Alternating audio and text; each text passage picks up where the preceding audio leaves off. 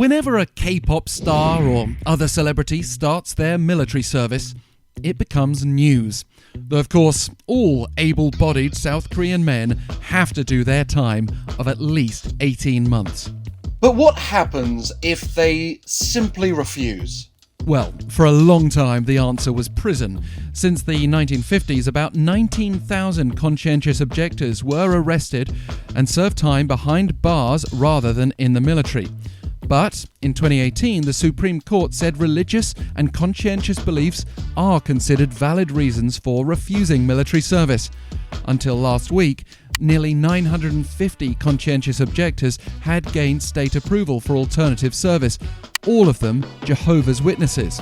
But then, first, the Military Manpower Administration said it's approved a man's request on the grounds of pacifism rather than religious reasons to substitute his military service, an unprecedented case. And a day later, another first. The Supreme Court upheld the acquittal of a man refusing to do his annual post-military service reservist duty for non-religious reasons. So that really does look like things are changing. But not so fast. The Supreme Court also confirmed prison sentences for two others claiming to be conscientious objectors, saying their beliefs can't be seen as genuine.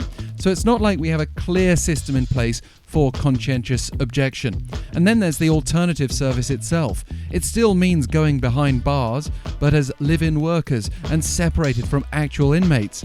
They also have to serve 36 months. Back in 2019, a UN Special Rapporteur told the National Assembly here that alternative service shouldn't be punitive or longer than regular military service. So far, those words, as well as local protests and a constitutional appeal filed earlier this year, are yet to make a difference.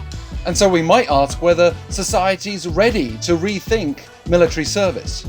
The country's still technically at war with North Korea, which has vast ground forces. Leader Kim Jong-un stressed the importance of revolutionary moral discipline in the military. You can imagine how he'd respond to pacifist appeals. But even here in South Korea, it's politically very sensitive. There have been criticisms of shortening military service to 18 months, while introducing alternatives to mandatory military service was previously blamed for a drop in President Moon Jae-in's approval rating. Social attitudes in the country's corporate culture have been strongly influenced by the rite of passage that is military service.